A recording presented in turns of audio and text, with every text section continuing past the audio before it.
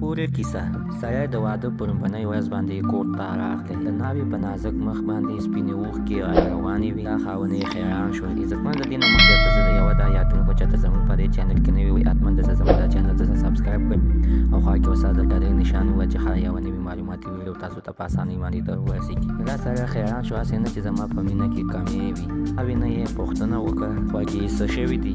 د ناوې ستونی یې ډک شو چې مې کپړې اغوستلې نو د کړکۍ مخې ته مرغۍ ناستې وه. هغې ولیدلم نه چې زما ځان یې لیدلی وي چې دا کار مې په ګناه کې حساب نه شي.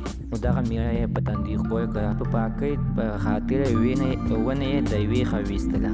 ونې د ویستلو نه مخکې کور ته بیا راغلو. هغه پاکه ښځه یې د یار په غېږ کې ښه خمار پرته وه. سړي خپلې جامې راټولې کړې او د کوره ووتو. ځان سره چې دا پرېکړه وکړه چې داسې فریب نه وي، هلته کې دا چل او فراډ نه وي. بلې خواته چې لاړم نو هلته د باچا د کور نه غلا شوې وه. ټول خلک د غږ په لټون کې دي. دې دوران کې یو کس یې سیکو او د خپو په څوکو او په ګوتو باندې روان دی. سړی حیران شو چې جامې خو یې د لیونو نه دي خو دا کار یې د لیونو دی. د ښار خلکو ورته وویلې دا د ښار د ټولو نه ښه او په زړه شیخ دی. دا ځکه په لوڅو خپو او د ګوتو په سر باندې ځي چې د لارې میږی د خپو لاندې شي. په دې ژوند مې خدای ونه نیسي. سړی مخامخ د باچا دربار ته لاړلو. باچا ته یې وویلې د خزانې غږ مې پیدا کړو.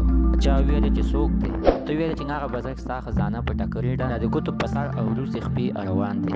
عسکر لاړو او شیخ یې د باچا دربار ته راوستلو. شیخ د دې نه مخکې اقرار وکړو. ټول ناست کسان حیران شول. دې سړي د هغه څنګه زر وپېژندلو. سړي باچا ته مخ ور واړولو. کسان ته خپل بزرګر ډېر پاکي کوي چې ډېر غل او بزرګ وي. خو یې وروسته مردار مخ ته کوي. عزتمنو دا وه زموږ نننۍ عبرتناکه کیسه.